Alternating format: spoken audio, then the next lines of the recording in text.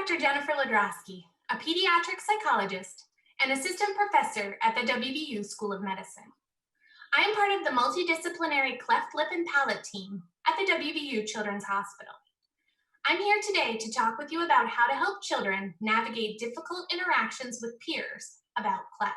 Children might experience different kinds of interactions about their cleft, and it's important for them to understand that these are different and they can respond to them in different ways. For example, it's very common for younger children to ask slightly inappropriate social questions of others or make statements about them. For example, you have yellow hair, or why are you so short? Your child may receive questions about their appearance, speech, or absences from school for medical appointments or procedures. This should not be confused with peer teasing, which is when peers intentionally call attention to differences in an effort to hurt feelings or separate a child. Teasing can be harmful, but it's also common. Most children have experience with being teased, and many children may engage in at least one episode of teasing behavior towards others. Bullying and teasing are often confused, but are actually quite different. Bullying is defined as unwanted and aggressive behavior that's repeated or is threatened to be or has the potential to be repeated. Bullying also takes place when there's a perceived power imbalance, when there is a perceived difference in size, strength, social status, age, or cognitive ability of the children involved. Notice I said perceived difference. If the kid or kids involved think there is a power imbalance, then there is one, regardless of what the adults might think. Bullying is different from teasing in this way. It's also different than peer conflict between equally matched peers, even when that conflict becomes aggressive. Peer conflict is a normal developmental challenge. Bullying is an act of aggression towards a victim. All three of these situations can be challenging for children to manage, but they require different responses. Grown-ups can help, and we're going to talk about some of those techniques today. Let's first talk about coping with questions from peers. This is the most common social situation about cleft that children will likely experience. There are a few techniques that adults can use to help children be prepared for these conversations. A great way to get started is to practice talking openly and accurately at home about the child's diagnosis, repair scar, speech issue, or medical plan. Sometimes we adults try to minimize conversation about things like cleft because we don't want kids to focus on something that it seems like might be negative. We might use words like boo-boo or shut down questions because we worry that it might make our kids uncomfortable. But it can be very helpful to model an age-appropriate and accurate explanation of the cleft. For example, when you were born, you had a cleft lip because your skin didn't close all of the way. The doctors did surgery to fix it, and that little line is the scar that's left from the stitches. You can follow your child's lead and give them a more advanced explanation when they're ready. This will help your child have a good understanding and also have some words ready to answer other people's questions. You can also help children by preparing them for the fact that other children are likely to ask those questions. You might say, "You're going to meet new friends at preschool. They might ask questions about your cleft scar. What do you think you will say if someone asks what it is?" And as adults, we can model for our children how to field those questions as well. If you happen to be there when a child asks a question, you can model for your child how to answer. And finally, a very helpful technique is to help your child develop an age-appropriate script for answering a question. I like to use CLP. It's easy to remember because it also stands for cleft lip and palate, as a way to remember that a good script involves answering with confidence, practicing your language or the words that we're going to use, and then pivoting on, changing the subject onto something else. So, for example, a CLP script might involve using a cheerful and confident voice to say, "Oh, that's a scar from a surgery I had as a baby to fix my cleft lip. The doctors fixed it, and it doesn't hurt. Do you want to go play soccer?" Somewhat unfortunately, many children also have to deal with teasing behavior. Remember, We define teasing as when peers intentionally call attention to differences in an effort to hurt feelings or separate a child. Teasing is more serious than social questions. I talk with families about dealing with teasing at two levels: giving kids skills to manage in the moment, and also making adults aware of the teasing so that the situation can be monitored and addressed. For the skills part, we're going to rely on some of the techniques we already discussed, including that anticipatory guidance or being prepared for the worst. Preparing children for teasing can feel uncomfortable. Parents might feel like they're borrowing trouble or just want to hope for the best. However, a child that's prepared for teasing has a chance to manage the interaction effectively and limit the impact on their functioning. We can also use our open communication and role play skills, but this time we're going to use them to practice something called assertive communication. This is a way of responding that is not passive, allowing anyone to say or do anything, or aggressive, lashing out verbally or physically, but instead focused on standing up for your needs while respecting others. And we'll talk more about what this looks like on the next slide. Finally, although children sometimes worry about being labeled a tattletale, teasing should be reported to a trusted adult and then communicated to the relevant supervising adults for monitoring. You can help by working with your child to identify someone they trust in their different environments, and then having a conversation with that person to let them know that they're your child's contact. Let's talk more about assertive communication. This is one step beyond our CLP response because we need to help our child address a more aggressive peer, manage more difficult feelings, and also talk about their own needs. Assertive communication has two different parts: what you see, our body language, and what you say, our word language. Adults can help kids understand the importance of body language by role-playing and modeling this behavior. Standing up straight, making eye contact, taking a deep breath, and using a confident tone of voice are all parts of assertive communication that might take practice. And the words that your child might use might start with an I statement, such as, "I don't like it when you call me a name," or "I don't want to play that game with you." And you can also help your child practice a little trick for remembering how to use assertive communication while giving feedback to someone else. It kind of goes like this: "When you blank, I feel blank. It would be better for me if you blank."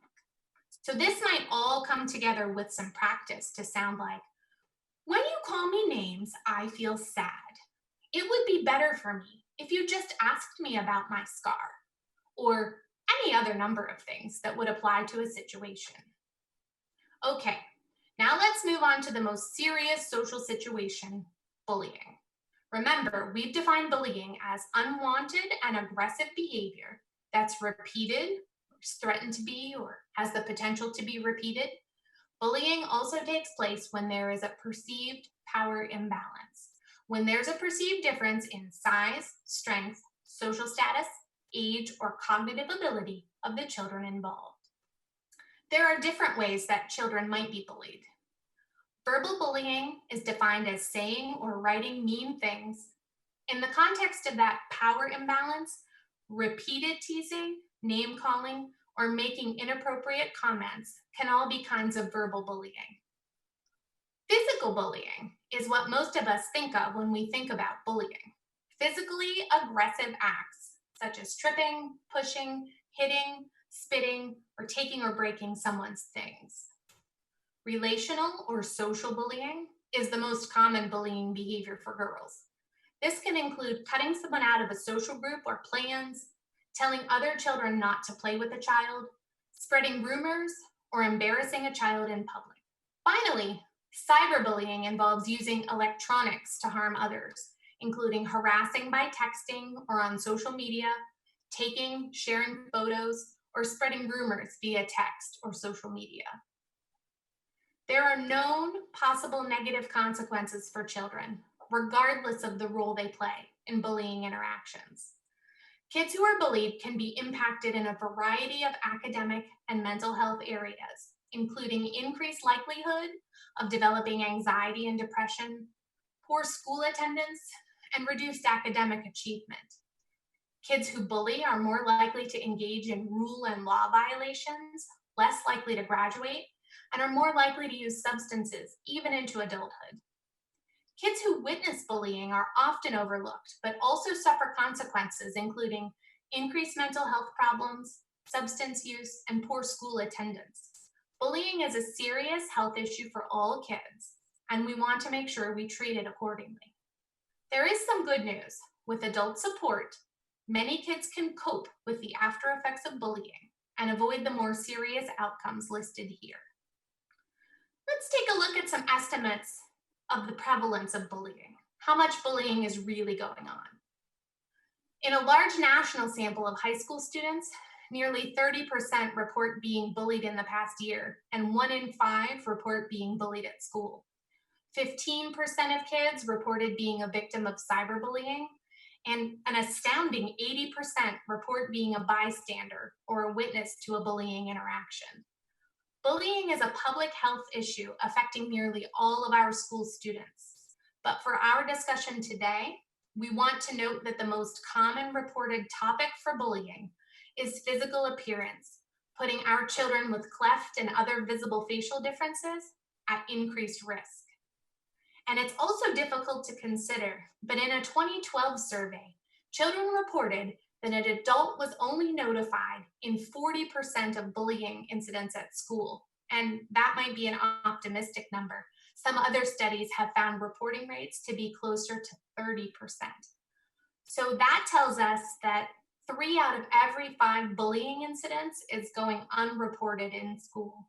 Adults underestimate bullying because it happens when they aren't around and they aren't told about it. So, how should we coach our children to respond to a bullying interaction? Because bullying is a serious act of aggression, experts encourage families to focus on child safety. First, you can coach your child to try ignoring the bullying. Sometimes kids who bully are just looking for a response, and refusing to give it might cause them to move on. Another option is to use safety in numbers and stay together with groups of friends or adults. Finally, if bullying occurs, encourage children to exit the interaction as fast as possible and tell a trusted adult. Adults can help kids by having those anticipatory guidance conversations and helping children identify who their trusted adult is.